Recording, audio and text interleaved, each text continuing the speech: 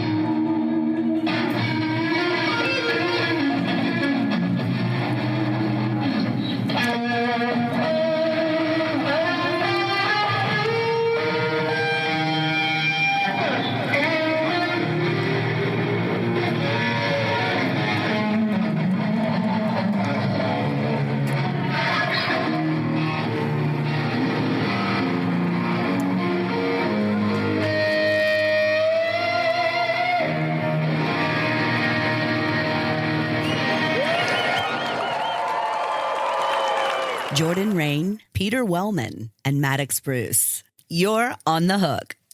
All right, Jordan, we want to start off with you introducing your band. Oh, yeah, absolutely. So this is the JORDAN REIN trio. I'm JORDAN REIN. And we have Maddox Bruce, who plays bass. Bass player, little multi-instrumentalist, but yeah, bass for this band. And we have Peter Wellman, who is on drums and also plays many other things. What's up? Many other things. Yeah, and the team is bigger than this, but this is like the street team, essentially. This is the original project, and these are the core cylinders of what makes the original band tick. You call Rein a power trio. What does that format allow you to do creatively that larger bands don't? It is the best thing ever. Like, we played in this project, we played with 5 people, we played with 4 people. I've done stuff by myself before with duos, but trio, we basically all occupy a certain space, and I want them to answer to because it's a different perspective for each of us. But as a frontman and guitarist, it makes me have to play my ass off, and I have no excuses. I don't get to rest, and neither do they really, but it basically means we all have to try as hard as we can all the time, which is great, and it pushes our creative boundaries, especially me. Yeah.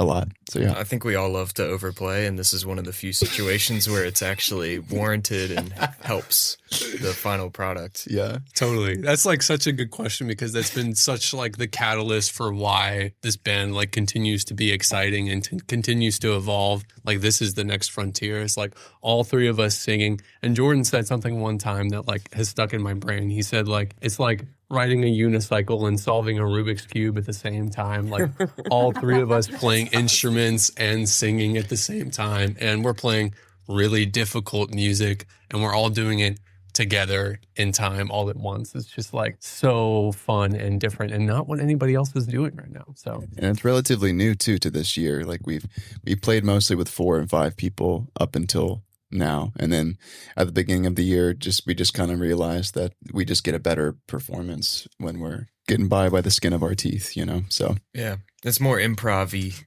We're trying to make this record that's like very produced come out right with 3 people and feel full and feel as energetic. So you have to try new things all the time. Describe the music for somebody that hasn't heard you guys before and the vibe. yeah, it started off as exploring guitar heroism because I'm into my heroes of like Eddie and Jimmy, and you know, if you look into the guitar heroes behind all those guitar heroes are equally talented bands of drumming and bassists. I can't think of any like guitar hero that has like an absolute stinker band that plays. So that's why the trio works so well, because it's also like the drum hero and the bass hero and like vocal heroes. So it's just, that's how I describe it. But we make like alt rock essentially. And I'm trained on many 4-hour sets, some 5-hour sets, some longer, of popular songs from every decade ever. So the songs are sort of reminiscent of what has worked with that stuff, I guess, and what excites me. But definitely at the core of it is complicated music that tricks the listener to not think that it is, you know.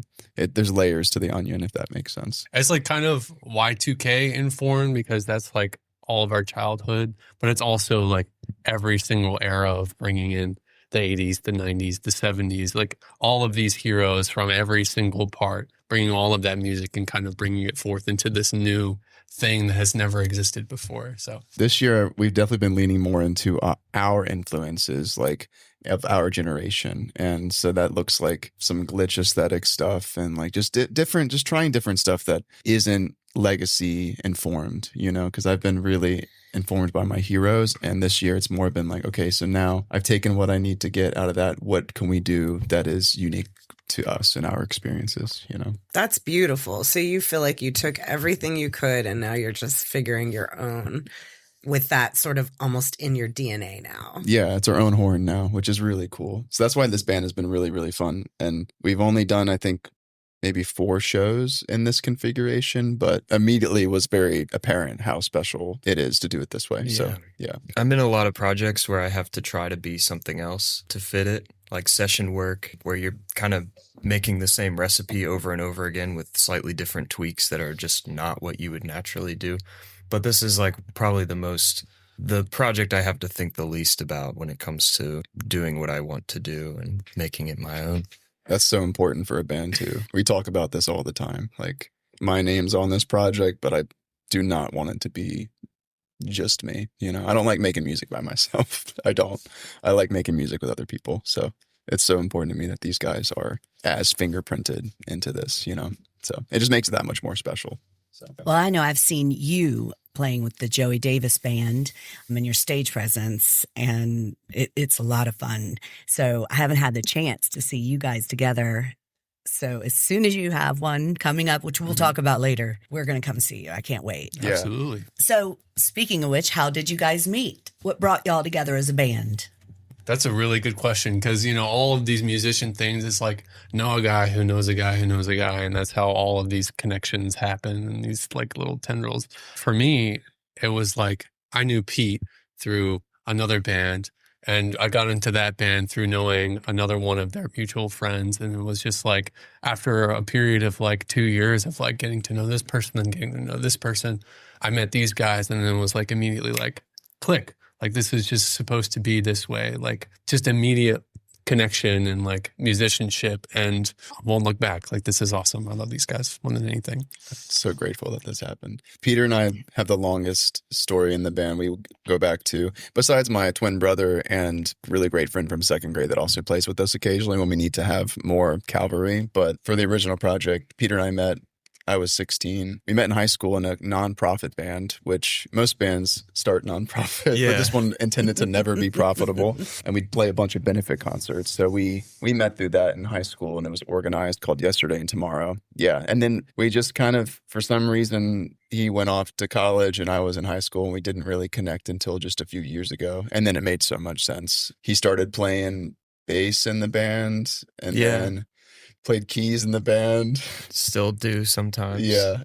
And then he got behind the kit and he went to school for drumming. And I think we shared the most maybe inspiration with you behind the kit. And then we reconnected and it was like, and then he moved in. And then our living room, we threw the couch out, threw the TV out, threw 3 keyboards and a drum set in. And that's where we rehearse and record music. And Nice. You basically turned it into a total studio. it's a complete Yeah, studio. it's the first room you walk into. You know exactly what we're about. I love that. That's great. And Maddox, you just kind of came in with Peter then. Yeah, totally. So I live like super close to them, which is super convenient because they live like in Oregon Hill and I live in Randolph. So it's like not even a 5-minute drive and they live together. So it's like just communing in the mothership, making music every single week. You guys are so mellow, living together, playing together, touring together, because you guys tour with other people too. I can understand y'all have known each other for so many years. I'm sure you know every one of your, but is it okay?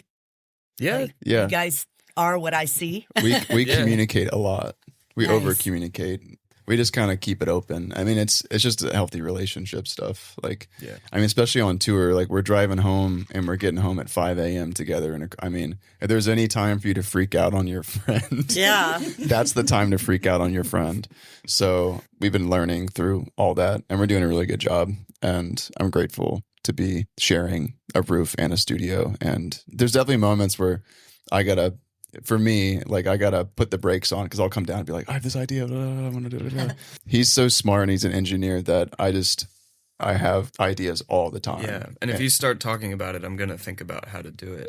yeah, But if it's like 12 things, Yeah, it's I'm going to be like, overwhelming. yeah, Yeah. it's a great relationship. And we were just working on another song the other day, and the way that we work in the studio together is insane for me to just watch from the third person view because we just are very connected and we just move really quickly and we make the right choices. And if we're tired, we communicate that. So there's no nothing gets wasted when we're working on stuff. So It's called a well-oiled machine. yes. Same with Maddox too. Like that's why the trio works so well. And when you add more people, it gets more complicated. It becomes a bigger thing to steer. And like it takes, it's not as agile. But this is a really good group of guys. And we are emotionally intelligent men. That helps a lot. no drama. There's no drama. Yeah. I was going to say, like, what you guys were talking about, like coming home on tour together and communication. I think that speaks to something bigger of like working together as a band is like bands that stay together and, spend as much time together as we do. You have to really like each other and you have to know how to communicate with each other. And, the great bands, the ones that are legendary and, just the bands that we look up to are the people that are really, truly friends and really get along with each other. So have that next level above like communication and chemistry. Yeah. I come from like improv theater background, which is like very radical acceptance and safety and trust in creating something like that. So I try to approach my creative relationships to be the same because I think it's amazing what you can do in improv comedy just with strangers if you set the right boundaries and go into it. So to have like 2 guys that we can keep building every single week. It couldn't happen. You couldn't build something so big if you don't trust each other the way that we've kind of invested in each other. So, Jordan, you played the legendary Whiskey A Go-Go. What was that like? Yeah, so that was a cool experience. I got sponsored by the Rock and Roll Fantasy Camp to go and I played the whiskey. I fronted a band with Ricky Rocket from Poison was my drummer, which was super cool. And I also played with John Five from Motley Crue and Richard Fortus from Guns N' Roses, Jennifer Batten, who played with Michael Jackson on most of his world tours, Spike Edney with Queen. The list goes on and on. The Trans-Siberian Orchestra guitarist, Joel Hoekstra, Gary Hoey. There's more. I have chills. A lot of star power. Yeah. What was that like for you? I mean, Yeah. are you just always cool as hell or were you a little geeking out on that? I definitely felt like I meant to be there and took some deep breaths and felt like it was definitely like a part of my journey. Although it was crazy. Like one time we got picked up from the hotel and I was like, there's a bunch of campers who pay to be there. And then I was in a unique situation because I was like chosen to go there because they saw my talent. They just wanted to see what would happen. And there was one moment I remember that we were going from the hotel in Hollywood and I needed to get to the rehearsal space. So I hopped in like, you know, an Uber X with all these famous people and it was just all of them and only me. And I'm just like in the back of the car like, oh my God, it's just great. Like there's moments for sure. I'm like, oh man. Is this my life? We're really doing this right now. Yeah. But it was a great experience. And the biggest thing I got was like the validation. A lot of them really saw me, which felt really nice. Like they really saw me. And a few pulled me aside, was like, you got to keep going. Cause I was young. I was 22 or 23 and still growing as a musician. And I keep up with some of them. And for them to be like, you have a good voice, you know, you have something unique, good voice on the guitar. I was playing a lot of guitar then and singing less, but it was really cool. And to front the whiskey, and I like doing things that scare me. And that definitely scared me, like playing the whiskey in front of, and it was like a sold out crowd too. And I didn't really know the song. It was like a Poison song. I didn't really know the Poison song that well either because I wasn't supposed to sing and play. It was a great experience. And how old were you again when you did that? I was 23. Okay. I missed my college finals for that. Oh, Yeah, you did. It's okay. I missed my finals and part of my graduation for that, which was pretty awesome. I think they understood. Mm-hmm. It was cool. Well, and how old were you? I want to ask each and every one of y'all, how old were you when you first started playing? And I was like 14 or 15. Okay. And I got a guitar for Christmas that I didn't ask for because it was a Jägermeister guitar because my grandfather was a liquor broker. Oh, and cool. He had, I love this story, but it was promo. So like he would just get swag and the swag was a guitar and not a nice guitar, just a regular guitar, bring it into my guitar lessons. And I guess they assumed that a 14-year-old had a drinking problem or something, but I still have that guitar. And yeah, that's how I started. And then I just fell in love with it. I saw Van Halen in 2015 and it blew my mind. And then I found myself staying up. Instead of playing video games at 2 a.m., I was like playing guitar and I'd wake up with it in my lap and stuff like that. So that's what got me here. So yeah, that's my story. And what about you, Peter? How old were you? What got you ready to go? When I was like 5, we got a piano in the house as a piece of furniture. It was really bad, but I started hearing stuff on TV and like trying to figure it out on the piano. And then I got put into lessons when I was 6 and took lessons for like 18 years. And then throughout that, I started picking up other instruments like bass and drums and guitar. Drums, I really didn't pick up by choice. It was like because in high school in the show choir band, they needed a drummer and they had just fired the professional drummer who I like really looked up to. And I had 2 weeks to figure it out before we played the Grand Ole Opry in Nashville. What? Wait, and you didn't play before then? No. What the heck? I didn't know this. That's crazy. So that's how I started drumming. But I ended up getting some scholarships for lessons in college with Robert Jospe at UVA. And that was huge for me. Played with the jazz ensemble with John Durth. And so here we are.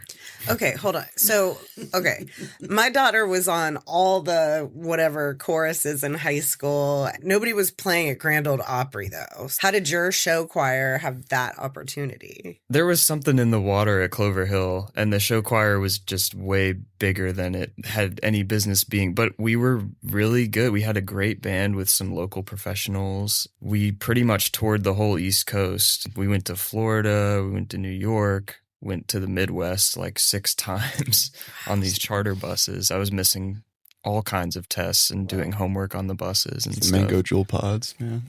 Oh my God. Just kidding. You guys really are my son's age. Like it was, I would find those wrappers everywhere. I'm like, enough with the mango. That was Jewel before pod. Jewel pods. Oh my Oh God. yeah, that was like, So yeah. funny. Then they banned all flavors because that was the problem. I didn't know that story. That's amazing. That's crazy. That's probably the most insane thing I've ever done in music. Yeah, so you've got that, and then Jordan, you have the Whiskey a Go-Go. Like those are huge at your age to have already experienced. You can handle anything after that. You would think that.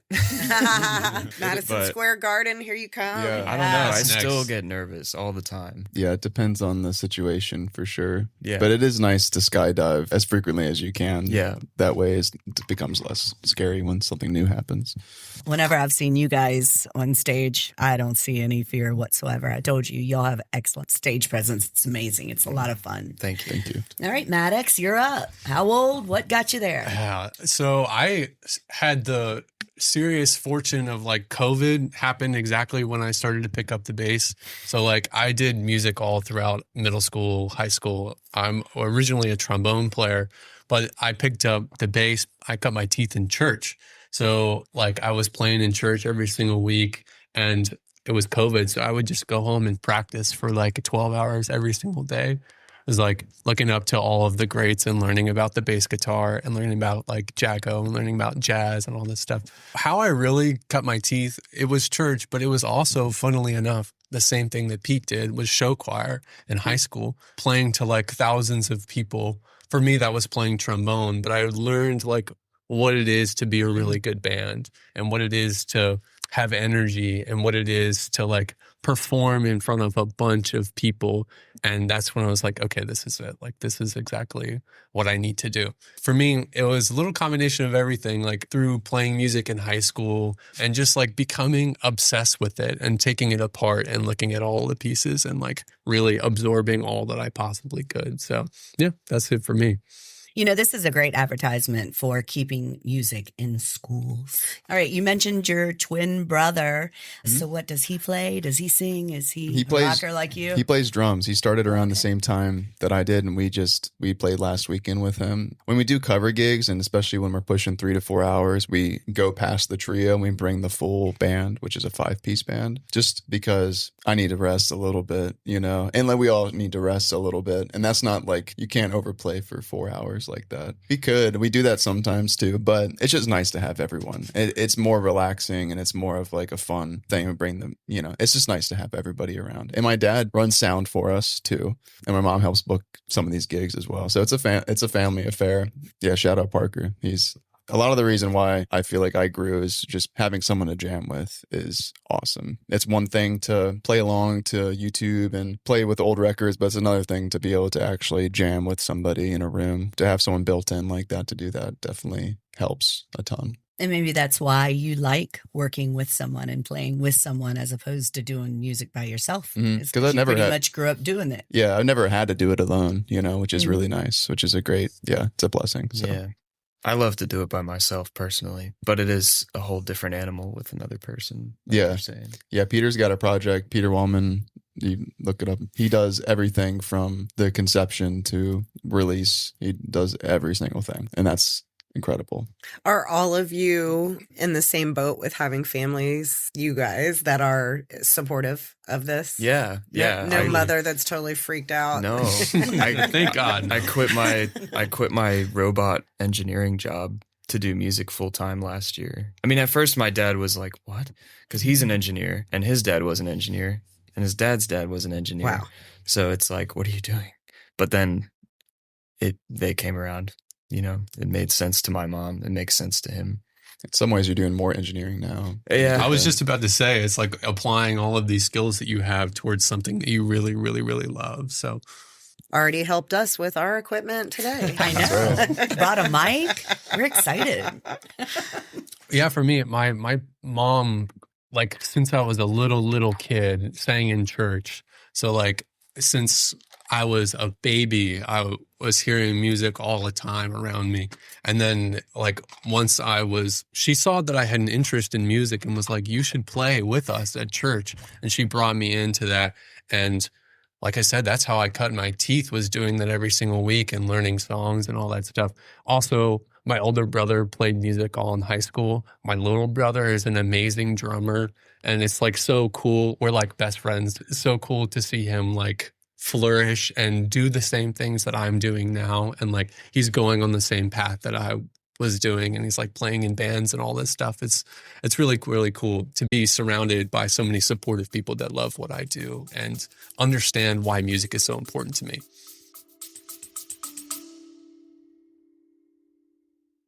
Johni, it is no secret that we are not getting any younger. And it's a painful one. It is painful. So today we just want to say thank you to the people that are helping us look a little less like we're aging. No details, Jess. Youthful Beginnings Medi Spa. If you haven't been there, it is such an incredible place to go to just do all the things that make you feel good about yourself again. And that's important, isn't it? It's so important. I mean, we're talking to artists every day. We're taking pictures, we're taking videos. And you know what? It's just that little something that just makes you feel a little bit more confident. You feel beautiful as soon as you walk in. It's safe, it's clean. They have all the injections, all the laser treatments, everything you need. Youthful Beginnings is popping up everywhere. So no matter what side of town you're on, what area you're in Richmond, you can find one that's close. And outside of Richmond, she's in Williamsburg now. Oh, and in Florida. And I didn't in know if you know Florida. So for our Florida listeners, guess what? You can enjoy Youthful Beginnings too. So everybody make your appointments, go in there. You know what? This is you time. This is about taking care of you. You're going to be taken care of by her team, and they do everything first rate. Everybody go get lit up. And be sure to mention Johni and Jess for 20% off all services at Youthful Beginnings through August 2026. Well, your brother's lucky because you kind of paved a path and can really guide him too. Because I'm sure all three of you have made little mistakes here and there along the way. So that's kind of cool. Totally. In a lot of ways, I feel like these guys are my older brothers that are like, they're experienced and they're a few years older than I am. So they're like bringing me through this landscape that I don't really know. So they're like, Tour guide. yeah, totally. Yeah, as a musician, it's like you want to play with people that are, better than you, that are pulling you up. And I feel that every single time that I play with them. So I feel the same thing with you two guys too. yeah. It's awesome. All right. Well, let's talk about the new album. Yes. This is a big topic, but it needs to be smaller every day, I feel like, for me. But there's a long time in the making. Stems from some not fun experiences, and it was a big project to do. And it's, I think, 14 songs or something like that. And we started it was after doing so much cover gigs, and I feel like the original music just wasn't getting the love it deserved. I knew what it could do. I knew the potential in it. And the beginning of 2024, the beginning of 2025, we all went in the studio and just sent it. And we are, just like Vaccine, we are with Shocker Records, which is amazing. And they gave us the most amazing studio, and Tom Preston, who engineered this whole thing. It was amazing to work in that capacity. But it was a challenge for me to get out of my own way, to get all these experiences out of my head, out of my spirit, and into the music, and bring other people into it was a huge challenge. I'm glad that we're on the other side, because you can tell that it was thought about a lot. And now we're able to revisit these songs. We're able to recontextualize them in a new light and a new spirit. So yeah, the album's called 65432. It's about grief, and there's songs about denial and anger and bargaining and acceptance. Today we're playing 3 unreleased songs that are even past the album, except for one. That's still going to be finished in that project. And there's also there's going to be a short film with it too. It's such a big freaking project. But we're doing a short film with Tilt, the advertising agency. They're sponsoring a 5 episode. So we're going to do all 5 stages of grief with 5 songs in a script that I wrote last year. So yeah, I get to act a bit too, because I do acting as well. Like all three of you, just enormously talented. It's beautiful. We love what we do a lot. Yeah. I'm excited for that to get out. And the songs are released. Like 65432 came out. That one is on the album. That's Bargaining. Fantasy is Anger. That's out now. And Thinking of You is Denial. So, And we're all intensely emotionally invested in this album too, like from our own experiences. Yeah. It's been cathartic in some way for all of us. Yeah, it's been therapy for everybody.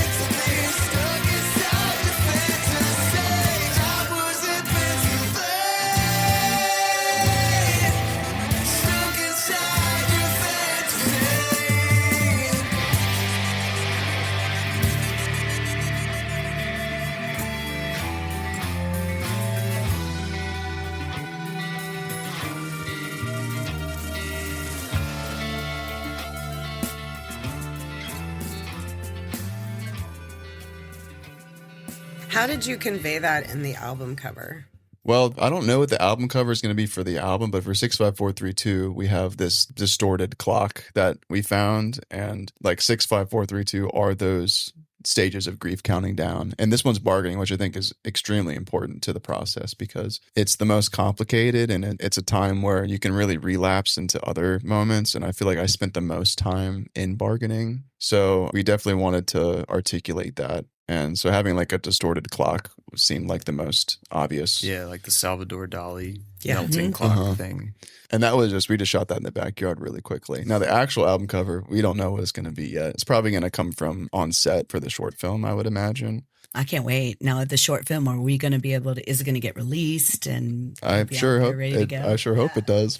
If I survive to the end, yeah. No, it's going to be released, and I would love to put it in film festivals because there's like different episodes, but really it's meant to be. I got this, this is the only tattoo I had. I got it like 6 years ago. It was like a promise that I would like tell the story the way I want to. This has nothing to do with it anymore, but it's just as like sigil to remind me that this is a piece of art that I want to put out in the world. But it's definitely been a long game. It's definitely been a long game, but I'm excited for more and more. Do you have any ties or connection with a Comfort Zone camp? Mm-mm. That's definitely an organization to link up with this project. It's a camp that was started here, actually, and it's now in all over the world, but it's for children who have suddenly lost a parent or a sibling. And they go to this camp for 3 days, and they have counselors, and they kind of all work through their grief, but they also have camp. You know, they have fun. Yeah. They're kids. Kids are so resilient. Mm-hmm. But it's really more than anything an opportunity for them to not feel alone, because it is so unusual for a kid to Right. have that circumstances. And sometimes you just feel like an alien. So then it's all these kids that are going through, and everybody, they do healing circles, and they talk about the stages of grief. So I don't know if there's a way to connect in there and maybe have your music kind of be helpful or central in their cause. But I'll get you Please, that's some beautiful. info. You know, this has been therapy for me. I'm very much healed at this point. If the art can help other people, that's very important. And I really hope it gets to do that. And it will do that. did each of you write a song on the album? Did you kind of write together, or is this mostly your writing? It's mostly my writing, but I talk about the garden a lot because we play so much together. I hear these guys in my head when I think about music anyway. It's like, I can't really imagine, like whenever they make choices, I'm like, yes, that's what I was thinking, because of course that's what I was thinking, because this is the group that makes it happen. But yeah, these are all songs I've written over the past over half decade, and they have slowly morphed into different things. And there's one song that Peter and I co-wrote that was an amazing part of it was one of the most amazing things that I've been able to do. I never co-wrote anything with anybody. I was in other bands, but for like my project, we were jamming, and he wrote this beautiful verse of this song and like gave it back to me. And then it was almost like we were sending letters, and then I wrote the chorus and sent it back to him. And then we were sitting down and thinking about this bridge, and then it like happened, and it was like, so it is such a cool, it's called a song called Empathize, but it's on the album. I've never sung higher notes before. Yeah. tough. I mean, we might even have to play that one. I don't know, because, well, we'll talk. Yeah, about it. you talked about it. Now you got to play it. It's a really cool song, and it's like a duet. It's very much kind of like a duet, which is really cool. And you don't really see like two tenor male voices doing like a duet like that. So it's cool that we were able to share this feeling together and turn it into something really beautiful very quickly too, which was cool. Yeah, I'm so excited. I can't wait. Yeah. All right. Well, actually, what track for first-time listeners would you suggest they listen to first? I would start and go through the stages of grief that are out right now. I would go Thinking of You first, and then Fantasy, and then 65432. And that's a good cliffhanger for the rest of the album, honestly, because that song is crazy. Yeah. So I would listen to them in that order, cue them up, and you will understand. But this morning, I just listened to all of them, and I had no idea they all come together in a story. And that is, I've been sitting here getting chills because of that. So that's amazing. Yeah, I'm really proud with how the records came out. Peter played drums, keys, and bass, and I played guitar and did all the singing and harmony. So they're very special for that reason, because it sounds like a lot of people. Really, there's a lot of agreement, inside of the choices being made, which is cool. It's kind of alien in that way. I'm feeling all these things with you. I'm feeling 6, 5, 4, 3, 2. I'm feeling all these things, but honestly, I think that you're the one. And ooh, don't turn off the lights. And ooh, I'm so terrified. The other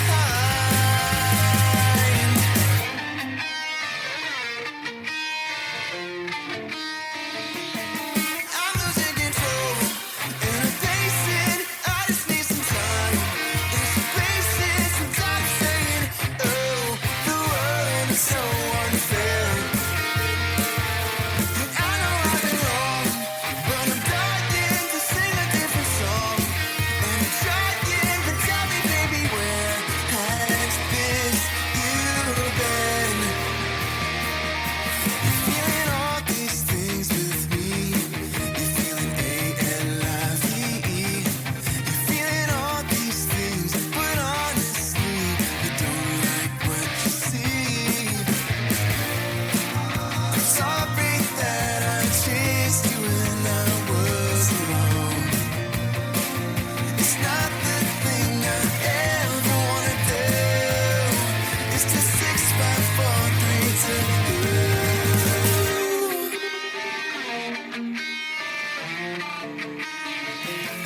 I'm losing control, and I'm pacing. I just need some time. In some places, I've got it saying, "Oh, the world is so unfair." And I know I've been wrong, but I'm dying to sing a different song. And I'm trying, I've got it saying, "Oh, my heart is in repair." But tell me, baby, where has this you? Where has this you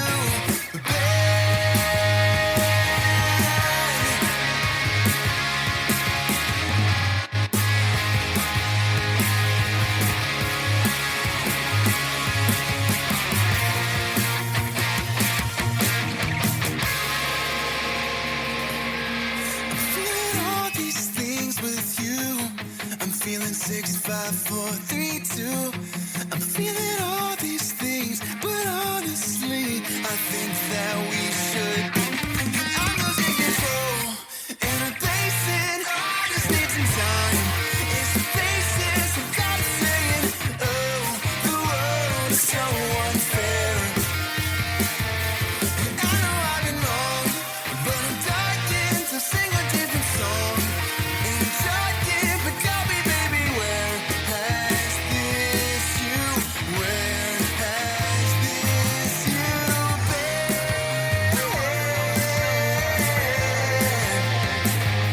I'm trying to say it.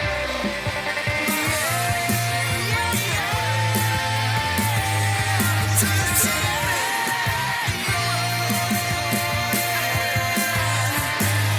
I'm trying to say it.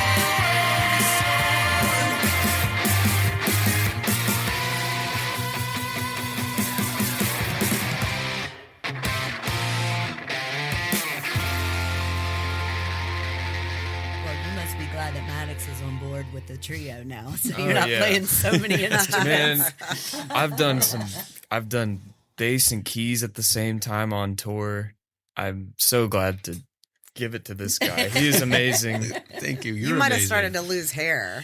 Yeah. And we got new songs today that we're playing that Maddox is such an important part of this, that every song going forward is just the three of us, and we save a lot of time. We'll save a Yeah. lot of time that way. Yeah. Yeah. We were talking about the garden earlier, and it's like in this garden, there's all of these seeds, and all of these seeds are ideas that every one of us have. And it's like they sprout and they take new shape, and it's in this garden, this creative place that we all have together, but it's sprouted so many things, like of my own songs and my own songwriting and my own drive to become my own artist, like I've always wanted to be. So Yeah. Their original music is so different, but also like we're all kind of getting high on our own supply. Like it's shared. It's shared in a way. Like if you listen, like it's very different, but you can hear that there's a connection, even though it's like a different concept, you know? So that's really cool. to hear. Well, now that we're talking about gardens, this question actually goes right into play. So we read that you built the world's fastest flying lawnmower. Oh, First God. of all, I mean, does it actually fly? And She what's flew. the story there? What? She What? flew. Okay, just tell us everything. I'm going to try to tell the story so quick because this could be a whole podcast episode. So the person who owns In Your Air Studios, Michael Congdon, he got his wealth from recording Chris Brown there. I think he's Grammy nominated and also like multi-platinum. So like that's awesome. So he decided he had the side quest to start a satirical show called Watching Grass Grow, which is about grass and which is hilarious. And I was unfortunate enough to joke about wanting to make the world's fastest flying lawnmower. And because I thought it'd be an easy world record to beat. Because they make these RC ones. It's just like a plane shaped like a lawnmower that I saw at the air show when I was 6. It's so random. And I thought, oh, just strap rockets to that. And then I got myself a Guinness plaque that I can, then I got something to talk about at parties. So I made that joke and he said, all right, we'll see you in a few months. Like, we're doing it. And I was like, okay. And I was 21 and was like, holy shit, here we go. And I go on Google and apparently it's not as easy as it looks. Like you cannot just build one of these. Like it's not, can't just buy one. You can't just build one. But on page like 4 or 5 at Google, which is like a lot deeper than I've ever. And Where all good things happen. I'm a pretty curious person. But once you get on the few pages of Google, I mean, Gets weird back there. yeah. But I found a kit in Germany. I forget what flying lawnmower is in German, but that's what it was called. And then I ordered it. It got held up in customs, and they had to push the shoot date back twice. And it was like a 6-figure budget. It was a huge production. I tried to go to Hobby Lobby and Hobbytown USA to get sponsors, and they were like, hell no, we don't want anything to do with this.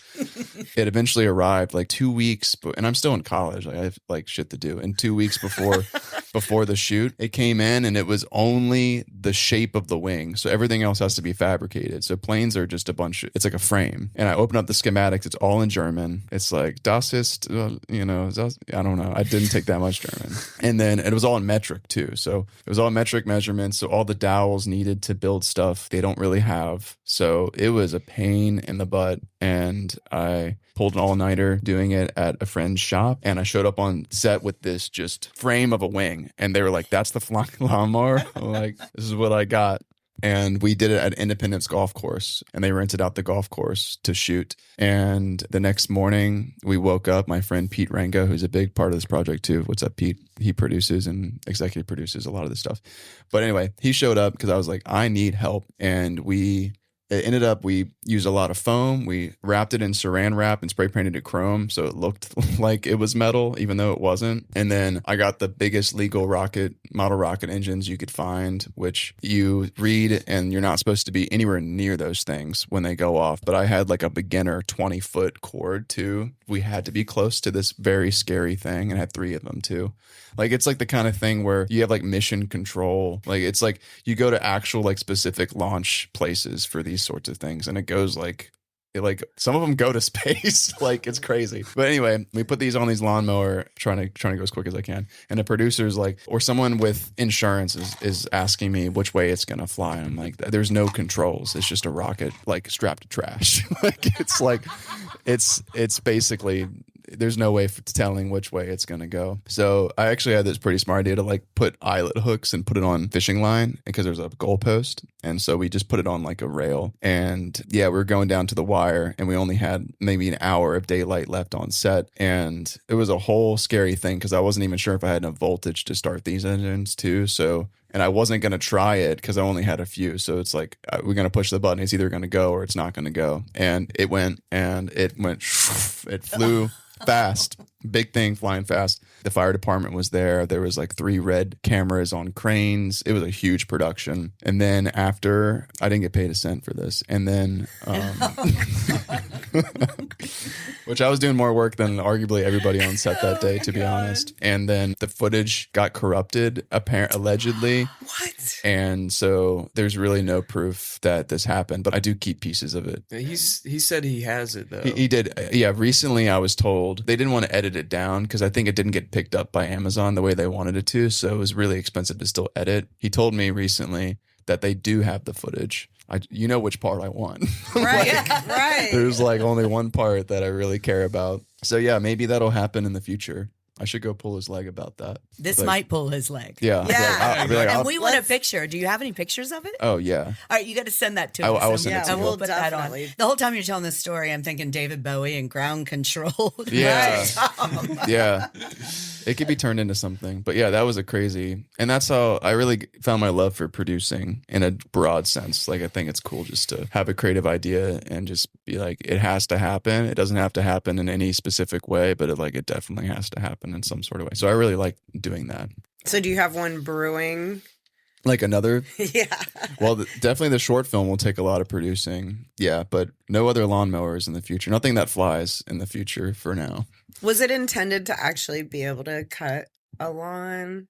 No, Okay. no, there was never going to be any steel No on this blades. thing. No. No blades. It's funny how things just kind of like build, and all of a sudden now you're doing a flying lawnmower just from a grass show, right? Yeah, just because you made a joke in the wrong room at the wrong time. That thing's got to come back full circle. Like, you couldn't have had to have gone through all that for nothing to happen. Like, somehow, some way, that thing's coming back full We can make a circle. music video out of it. We can have since it's so long ago, we can have a time travel arc.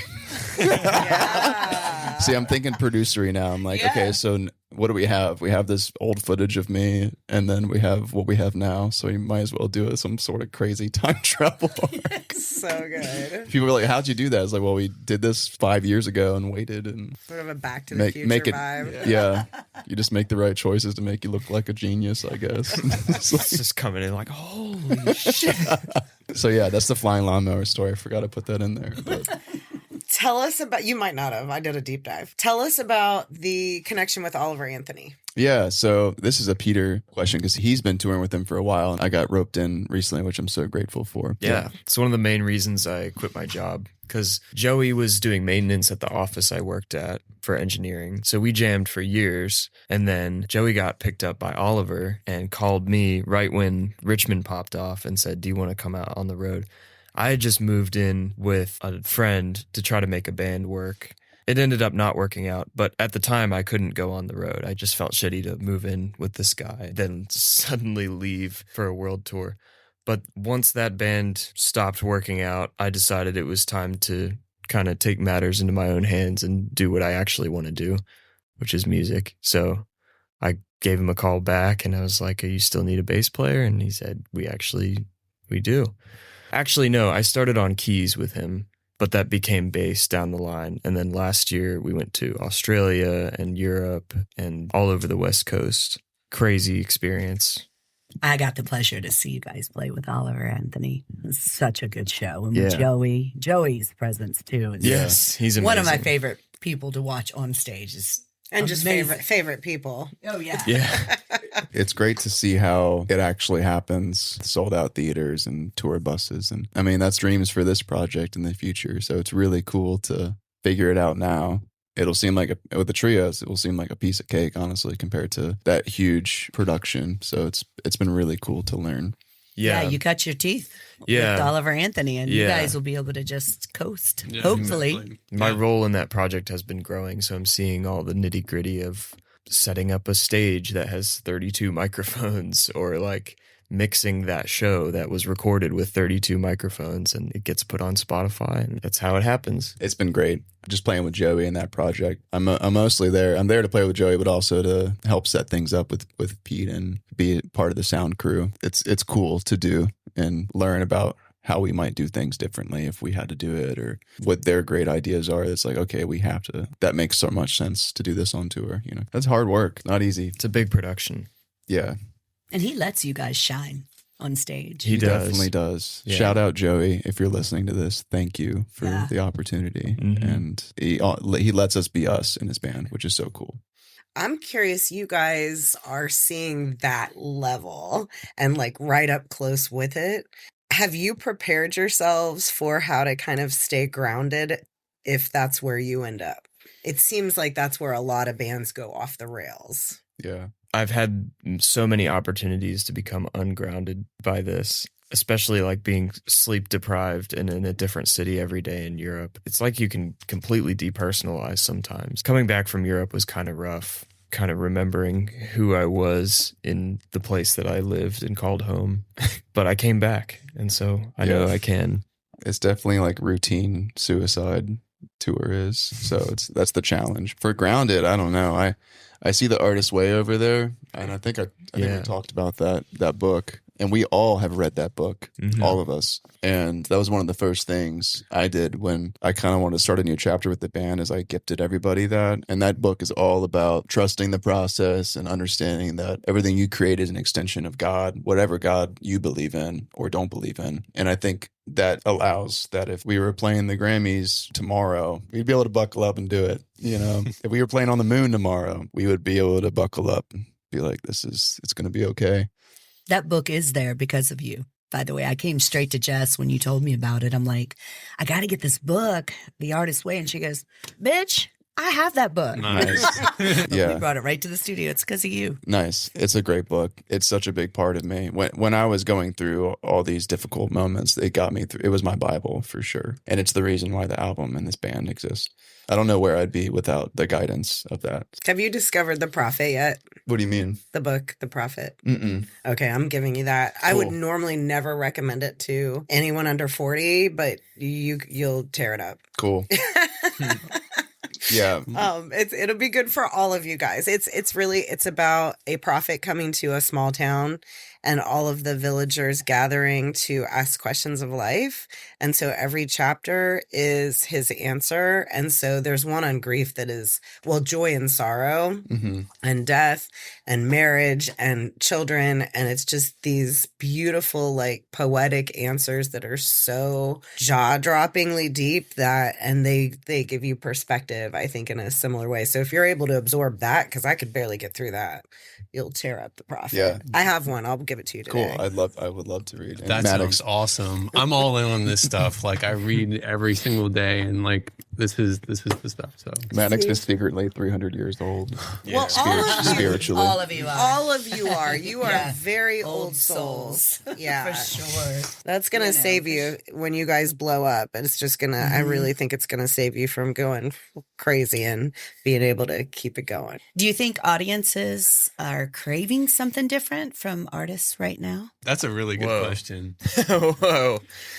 Oh, man. I think so. I think really great songs and people that are really, really playing their butts off. It's always worked.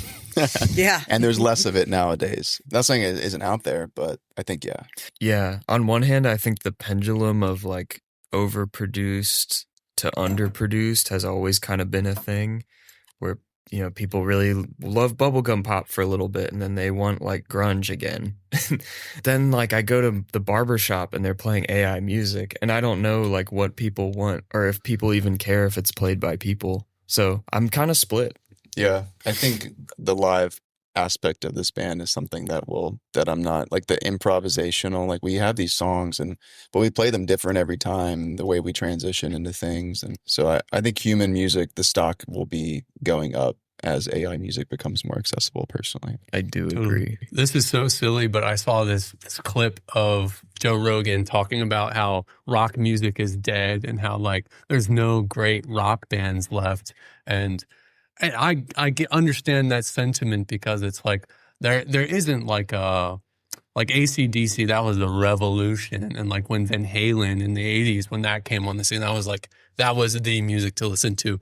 But it's very much still alive and well. Like this is living proof of that. It's like these having actual amps on stage, power trio singing with our voices. It's not super overproduced. It's our actual performances and musicianship. Like that is irreplaceable. And that's something that I really, really, truly, at the deepest level, think that there's a market for. Like people recognize that and say, there's something different about that. There's something special there. So yeah, especially leaning into our like nostalgic influences. I think that especially is, I see the audience and just the market going towards that, which is cool to see. Like I see a lot of other projects exploring that too right now, which is very affirming because we've been thinking about this for a little while. So that's cool. Yeah. Well, and the younger, like teens and down, they're full rebelling on AI. Like they are not about it and they're pissed.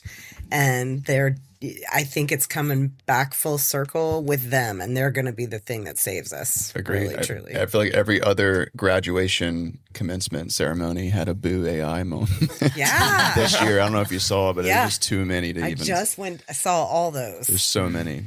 Especially now, I mean, things are going to accelerate a lot next year. I won't get into the politics of it. Woo! I'm glad that we're a rock band right now, honestly. Like, thank goodness. Like, I feel safe knowing that everything else will be accelerating because I know that they'll stay strong the way it is, so. I feel like I see a lot of 70s revival bands coming, wearing the bell bottoms and the music and very Led Zeppelin-y, So. Yeah, every trend has like a harmonic that it comes back. But it's cool to see our generation getting old enough to like enter the industry and broadcast in the industry to show the things that we found important about our youth, So that's really cool. That's new. And then in 40 years, people will be reminiscing about Nintendo and stuff like that and be like, Kesha, like listen to got this old Kesha LP. Yeah. Like, But rock and roll traditionally always survives and lives. Agreed. Always. Good music doesn't go away. Like you hear all this music from the 70s and 80s, and that's still some of the most popular music ever. It's very interesting being the generation that we are because like that was super nostalgic for like my parents' age, Van Halen and Poison coming on the scene and all this stuff. But for me, like I've listened to all that stuff growing up too. It's like that is super, super nostalgic to me. That's some of the music that I hear I hold closest to my heart. It's like that's what I grew up listening to and what I loved. And I was talking to Peter about this after we kind of cranked out a demo the other day. And one thing I'm really grateful about this band is we really, truly are trying to make the best music we possibly can. By all means necessary. Whatever knob is the better knob, we're like really cranking that one. Yeah, very grateful that we all understand that we're trying to make something timeless. If we're doing everything we can to do that with what we have. Yeah, I can totally relate. Johnny and I talk about that all the time with the hook. It's so nice that we're both so invested. We both care so much. We'll both do anything to make whatever we need to do happen. And if we didn't have that equality with each other, if it was tipped over to one side, it would be hard. Mm-hmm. But when everybody's in at the same level, it just makes everything better. Absolutely.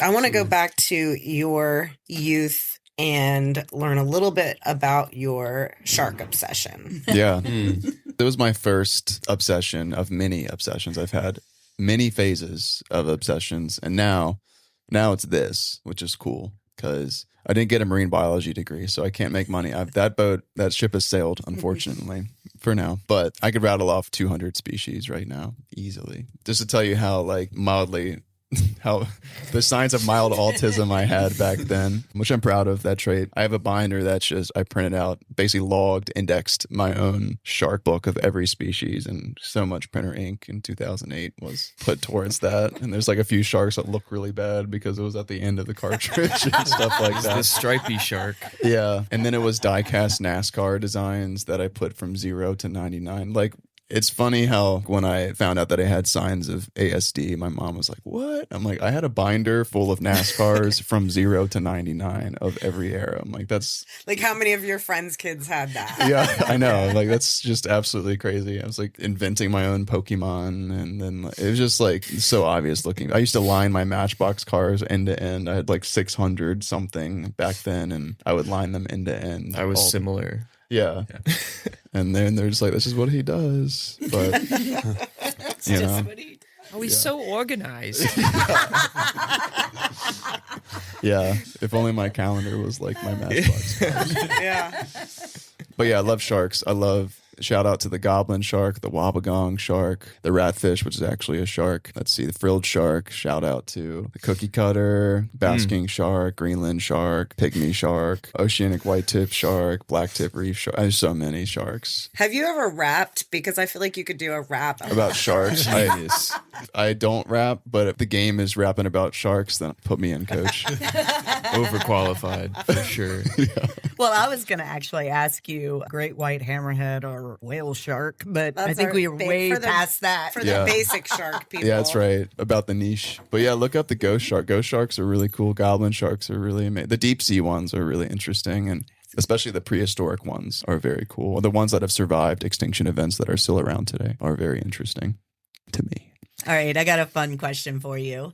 If you discovered a new shark species, what would you name it? Holy smokes. It depends what it looks like, I think, because a lot of them, it's based off of like their characteristics, you know? Okay. If it was what Peter just showed me, it'd definitely be the mustache shark to me. I think so. That's so good. I have a shark story, Really? but it's one that would really be, it amazes people, but it won't amaze you because you know enough to know what was really going on. I was in the Cayman Islands snorkeling and I was following this sea turtle I got lost. It was hours of following this one sea turtle and I could tell because of where his shell was broke and I could hear like classical music as I watched him, like his movements made me The turtle was hear probably that. stressed. Yeah. Yeah. Is this I was person pretty following? far back. She's I was on to way me. far back. I was way far She's back. on to me. So I was so lost that I didn't realize I had gone kind of past like the area that you're supposed to sort of swim. And then all of a sudden I got fascinated by this crazy school of fish. It was like hundreds gathered all together. As I'm watching them, I'm realizing they're sort of all gathered around the opening of this cave. Are you sure you weren't tripping? No. And then I realized, although I do have friends that went scuba diving tripping and it's a wild series of events. I'm not that. No way. Yeah. Anyway, so behind the fish in the depth of this cave, I do a head tilt realizing that I am seeing a fin and like, oh shit. So I kind of like turned around and I looked at how far I had to go and it was, I don't know, I'm not really good. It was like a football field, you know, and I'm like swimming really cool, trying to just get back, thinking the whole time there was a shark behind me. Yeah. But you know that if that was the situation, they're there because it's a nursing shark who probably just delivered and they're there to kind of collect whatever they can to eat. And that shark was definitely not one that would be coming after me. Yeah. And if you didn't panic, that's the worst thing you can do is like start splashing and freaking Wait, out. so even with it being a nursing shark in that capacity? You said nursing shark is in like it just like a nurse shark, like that species. Yeah, those are pretty harmless. Yeah, but you can still get bit. Okay. They still got teeth, but I think they're pretty docile and they're like bottom dwellers. Like their mouths are oriented down. And a cool fact about nurse sharks is they have like, I forget how much PSI of pressure, but they can like just suck in crabs. They've measured it. I don't know. I don't remember like the actual numbers, statistics, but they have like an insane amount of force that they can just like suck things Like up. a vacuum cleaner. Mhm. Wow. Yeah. Wilson Yeah, tires. yeah. Yeah, so let's go cool. right here. All right, so we have to ask, what exactly are evil Christmas shoes? Oh, Everybody had a reaction to that. I've been waiting for this question. Yeah. Every time you say I have a question, I was like, Here it is. no. Here it is. Go for it. on Light 98.1, our family would tune into that station for Christmas every year, just as your family did, I assume, and maybe yours. Everybody in I know. Richmond did. Yeah. We I had actually never heard worked this song. there. Yeah, so we we worked were- there. Oh Yeah. my goodness. Yep, Thanks we're for radio. playing. Thanks for playing Christmas Delilah. But yeah, this song, Christmas Shoes, we've just heard it all our lives, and the older we got, we realized it's kind of a crazy song. I don't know how to talk about this. It was always jarring to me sitting in the back of our SUV leaving Mass or something during Christmas, and then Dominic the Donkey will play, and then Christmas Shoes will play about It's so mom dying on Christmas Eve, and then Rudolph the Red-Nosed Reindeer would come on right after that too, and It's just be so like, serious, and it's so like overproduced, like such a specific story. yeah, y'all heard that song? No. I don't think What? so. I'm getting like a weird flashback of one of my kids showing me something. Is there a video? There's a music video. There is, yeah. But it's not like it's just like a normal music video. Okay, it's not a whole. It's just a sad Christmas ballad that's as sad as you could possibly make a song. Yeah, and then it's like, here comes Santa Claus. And it's like, all right, cool, presents now. But we found a way to turn any song into the most evil version of itself possible. There's an interval in music called the tritone, which they would call the devil's interval. Yeah, I used to get Yes. like punished by the church back in the day. You couldn't even play this note. Yeah. No way. Yeah. So we found if you take the entire song, superimpose it on top of itself, and shift it up a tritone, everything about the song becomes evil sounding. Do you have it in your files still? I don't know. We could play a little tiny snippet just so you guys kind of get the gist. Yeah. And while you do that, I'm going to pull up real Christmas shoes. Just so you Oh guys, my God, yes. so you can have an A-B. Yeah. I found my thing. It's almost Christmas time. There are students And All right, yeah, I is don't that know like it. candles. So it ends like this. know these shoes will make her smile, and I want her to look beautiful. If Mama meets Jesus tonight. Oh my God. If she Yeah. dies, like it's an idea that she might die. No, she's Oh, gonna, she is she's gonna definitely- die. And Yeah. then She's she's toast. gonna wear those in her coffin. Yes. Yes. That is what is implied by this song, exactly. The story is a kid that is in poverty trying to buy shoes for his mom because she likes them and wants her to have them before she dies on Christmas Day. Dude, I would vomit. Okay.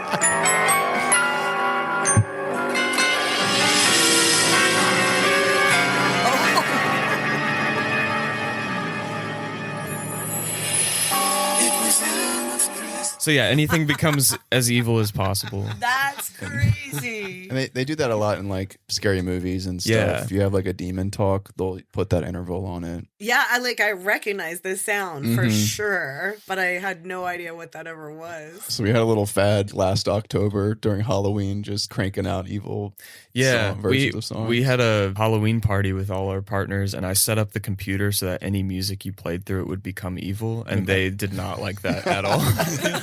It gets really old. It kind of makes Yeah. your Makes kind of me makes your sick. head kind of makes your head spin after a Because it's while. not natural. Yeah. All the melody and harmony of the music is completely stripped away. Like we're socially conditioned for that to be tension, and it never resolves or goes yeah. anywhere. It just the tension just shifts around. Yeah, it's so funny. It's horrible. We It's love a- it. I feel like I got a hernia laughing so much at that. Like in October, like we were laughing so hard. You should make an album. Yeah, we should make an evil. Yeah. A new Halloween album. We've thought about it. It's just so unlistenable. Yeah. Like it's Take Britney Spears songs. We've and done do- it. No, you haven't. We have. Oh, We did no. Toxic and No. we did Justin Bieber songs. No we did way. Gangnam Style. we're like, oh, I have an idea. Michael Jackson, Thriller. Like, this one's really gonna suck, and then we Yeah. do it. We're like, wow, that's that so really bad. sucks. Oh my God. I mean, only fantastic musicians can find a way to make music suck. Yeah, Okay. that's true. That's Well, true. we found the cheat code. We found the shortest possible thing that you Yes. could possibly yeah, do to make it's the any quickest song thing you sound. do to make the worst piece of music you can ever make. It's Now, so funny. this is new. I mean, Yeah. It's just this novel. is- No, I know. When it epic. first happened, we were like, I think we just invented a new musical satire genre. I haven't seen it anywhere. It's probably because it's so just insufferable that it just, there's no way it can do well. Everybody else was like, nah. Yeah. Watch, it'll be the next TikTok now. Yeah. There's a few layers of irony that you have to cross before you get to understanding evil Christmas. It's extremely Evil Christmas shoes. it's extremely funny if you're a musician though, because they're just like, is that just tritone? Is Yeah. that just a tuned up like if people can tell like exactly what you did to make it that way, they're like, you guys, that's just so crazy. My question is, and it's probably a stupid question and we'll probably bleep it out, but can you guys actually play tritone? Evil Christmas shoes. Yeah, I Just guess like sort any of. song, can you do that? Because I know you said you use the computer or whatever to do it. Could you actually do a tritone? Back in October, I could sing the melody of Christmas Shoes, and he could harmonize in the flat Yeah, five. it takes Okay. a lot of practice because it's not something you ever have to do Ever. in real life. It's not something it's to be avoided at all costs usually. And you never really get there because like the way the computer does it, it makes the drums evil, it makes the reverb evil. It's insane. Like I love the end of the song. There's a nice like pretty chord at the end of the song, and that's like you got to play it. It's like and that's the gnarliest part of the song, right when it ends. There's the ending.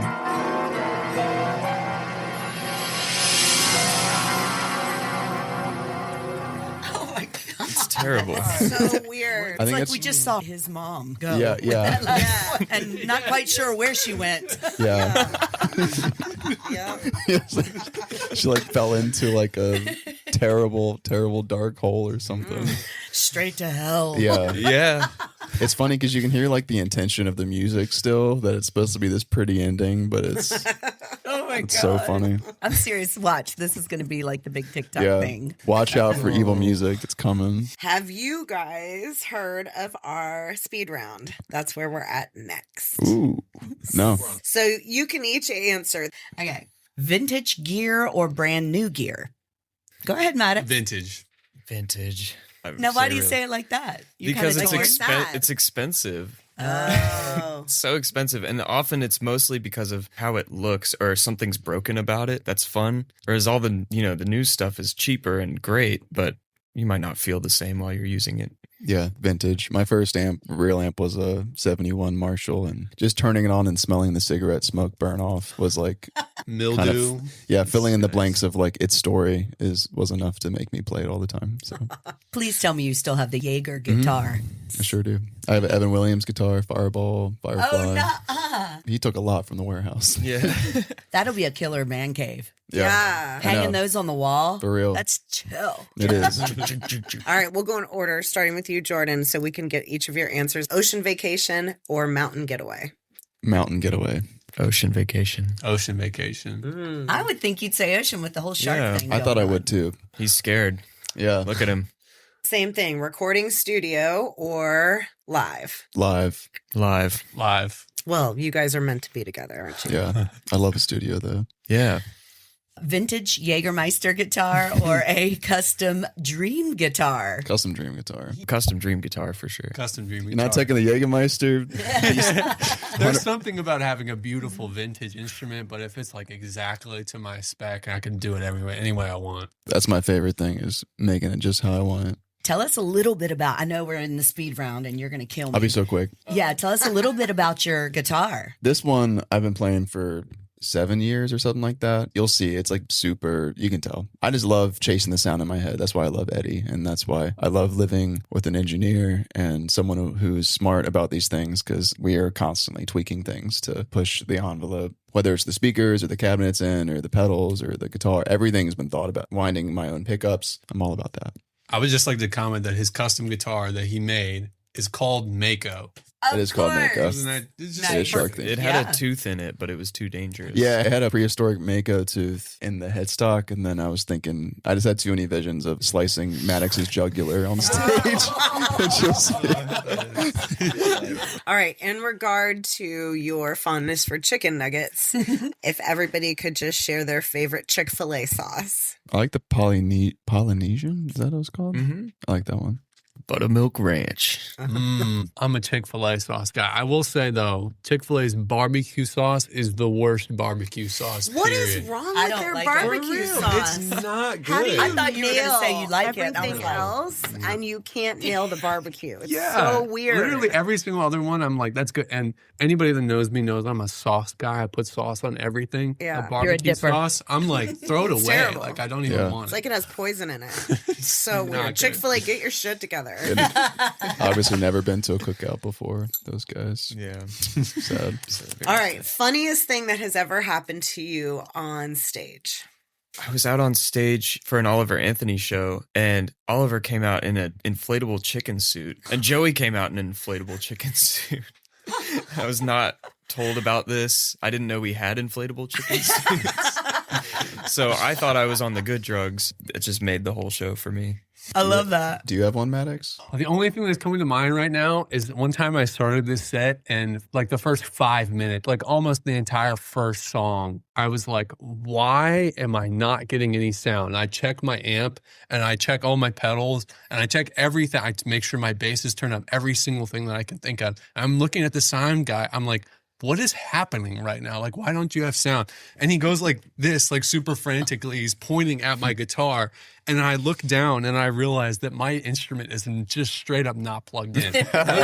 literally, you couldn't even possibly get anything. So that's probably and me and the sound guy had a great laugh after that. But no bass player for the first song on that set. That's Oh funny. Yeah, it's When Doves Cry all over again. Yeah. I was playing in Myrtle Beach one time during 4th of July, and we were playing and some fireworks went off, and then they set the dunes on fire behind us, which was pretty crazy. I wonder if anyone got pictures of you playing with the dunes on fire before you realized they were on fire. That'd be cool. The singer at the time, he went and got the fire extinguisher and we put it out. That was a pretty interesting. We did play a super crazy gig recently, literally like in the middle of a pool, an empty pool. Oh yeah, that was fun. Like in a completely empty pool, there was like a stage set up in the deep end. Under the diving board, basically. It was crazy. Super hot too. We had to schlep all that gear down there, but it's definitely the craziest gig we've ever played. All right, you guys are going to have to really think about this one. If your music had a scent, what would that scent be?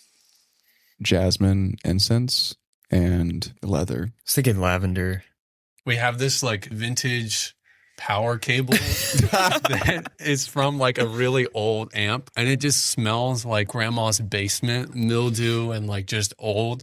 And there's something about it that's so like nostalgic and amazing. That's what I think our music smells like. If we could put that into a candle, all those things, honestly, that'd be yeah, mix them all leather, up. lavender, Those jasmine, were and great some, answers. and Or- some real. burnt Or dust. like the rusting train tracks near our house. yeah, There's something about that, yeah, the grunginess. yeah. I mean, if you can build a flying lawnmower, I'm pretty sure you can put a candle together I think we could figure that that out. captures this. So maybe that's just a little side project. Yeah. Coming soon to Start of our stores near Etsy you. shop. Yeah, But anyway, Hammerhead. well, okay. If sharks could talk, Oh. what would they complain about? The human race, overfishing, poaching them for their fins, the reef decline, the plastics in the ocean, and yeah, It's so lots bad. of It's so lots bad. of lots of things they'd complain about. What is one for each of you? What is one completely useless skill that you're weirdly proud of? I could blow ring bubbles underwater. Wait, what? I could blow ring bubbles like a dolphin, No way. like rings. I can blow rings. well, that's kind of cool. Really cool. It's pretty useless, but yeah, it's cool. We're going to the pool after this. I'll show you. I love asking people to watch me do it. All right. like we need a I'm video. 5 years old. Oh my gosh. We want a video. Just be sitting in the pool and be like, you want to watch me watch You blow want to ring watch bubbles? me? You want to watch me diving off the diving board? Yeah. Dude, Peter, I know yours, man. Oh, I can make my eyes go in different directions. Like this.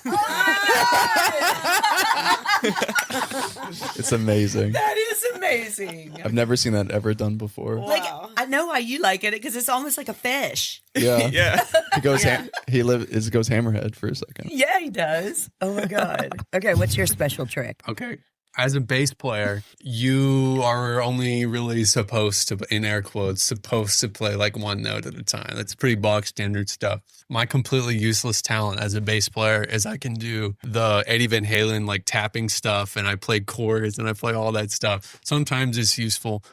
Most of the time, completely useless. So for all my bass player friends out there, you know that all the tapping stuff, don't need that, but it's fun sometimes. No. to, like, And the pull trio, trick. that's why the trio works, because sometimes he be cooking. So it's like useless with an asterisk, and this band is Yeah. what makes it useful in air quotes. Yeah, okay. Well, when you guys set up, you got to show us what you're talking I about. got Yeah. you. I can do that. All right, what's your walk-up song if you're entering a boxing ring? There's Why- only Evil- one. why is it evil Christmas Evo shoes? Christmas shoes. Yes. Lock it in. Yes. Lock it in. Okay. If your life were a movie, what would the title be? Or maybe if the band was a movie, give us that one More too. than a feeling. Oh, that's good. I love that. Yeah. Lightning in a bottle. Yeah. Oh, yeah. That's been like our motto since we first started as a band. It's like there's this something spark that is here. We just gotta let it out of the I bottle. did do some like burning steel wool in a jar that turned out kind of cool. For Yeah, a if you check shoot. out Peter's song Ember, like the artwork is got some cool pyrotechnics. What conspiracy theory would your friends believe that you started? I would believe that Maddox could do the birds aren't real. Like Yeah, the totally. birds are robos. I'm the guy that's like unapologetically at every single party being like, birds are not real. Like, you cannot convince me otherwise. They're not. They're charging poles. Interesting. Yeah. That's all why the they're power on. lines. That's why they're on the lines. Yeah. Oh, you What? I could follow you on that. I would be your first convert. You know, these sheeple, man, they just go with what everybody tells them that birds are biological beings, but it's not true. If you look into it, you really Wake up, sheeple. That's Yeah, for real. so Wake good. up. I'm And it makes- rethinking my hummingbird love. Like, Yeah, what are they? Because Hey. their wings are They're so the most fast. robotic of them all. You need Yeah. to cut that shit off with the hummingbirds right now. Those today. are straight from the CIA. Yeah. Or like yeah. or like owls. Owls are. I saw a video of a bunch of birds flying, and owls are like silent. They can fly silently, Yeah. which is crazy. There's actually a whole movement on it, and this is not a joke. No. There's like a birds aren't real movement. If you look it up on like Instagram. Or Yeah. All right, before we wrap, I definitely want you guys to shout out kind of right now. We are in mid-June. Mm-hmm. So for the rest of 2026, what should people be looking out for from you guys? Pretty much new music monthly. We are playing 804 Day on August 1st. What else do we have? We're doing a tiny porch thing coming soon. Northside? Yeah. Yes. Yeah. Yeah, we're doing that. We're playing at the Hofheimer. Play on the rooftop. We'll be playing Oh on the my rooftop. gosh. That's a cover set, but we're going to be playing an original set too this summer sometime to be Mhm. determined. There's a really cool DIY venue that's like, if you know, you know. And the rule is you can't digitize it. And then we're playing Jam in Java in Vienna. And just check out the original music. If you're listening and you like what we do, just support, share stuff, and comment, follow along, because we're going to be posting lots of videos, and that's how it happens. Tickle out the algorithm just right, you know? And what about the movie? Oh, the short film. Yeah, that'll come out this fall. We're in pre-production right now, so probably do some sort of screening or something, and then it'll be in the film festival circuit next year. So one thing we learned when we interviewed the producer for the movie Checked Out, you have to make sure you don't say what's Premiere. premiere. Never use premiere. Or you become ineligible for the small film submissions. because they want to do the premiere. If you've already had a premiere, then they've lost your chance. Oh. Whoa. Interesting. And he said that was the most important thing because he would have He almost lost totally the ability. blew it. So always say private screening. That is so, thank you. yes, Mm-hmm. very good. Well, thank you for being so open and fun and educating us on birds Awesome. Yeah, and sharks Guitars and I mean, lawnmowers. I've learned so much today. You guys are really fantastic. Thank you for having Thank us. you. This Thank is an you for awesome. having us. Y'all are great hosts. Yeah, you For got, yeah, real. absolutely. Great I questions. wanted to say that too. Thank you. Yeah, let's get loud. Yeah.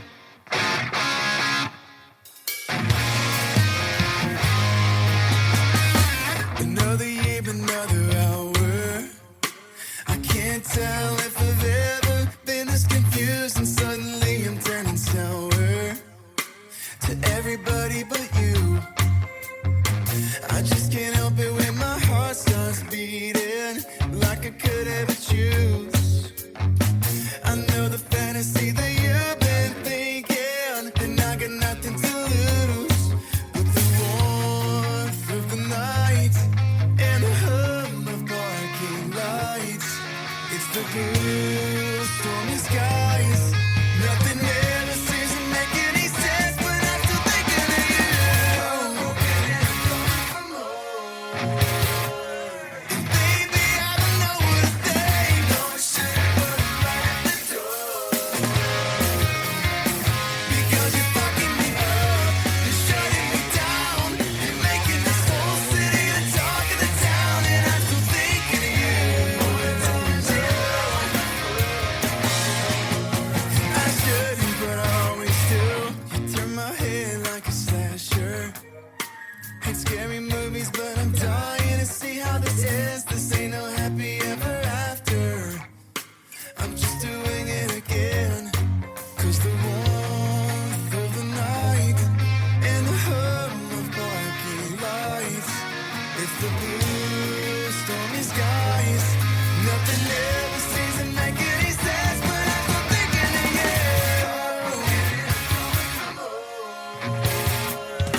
Baby, I don't know what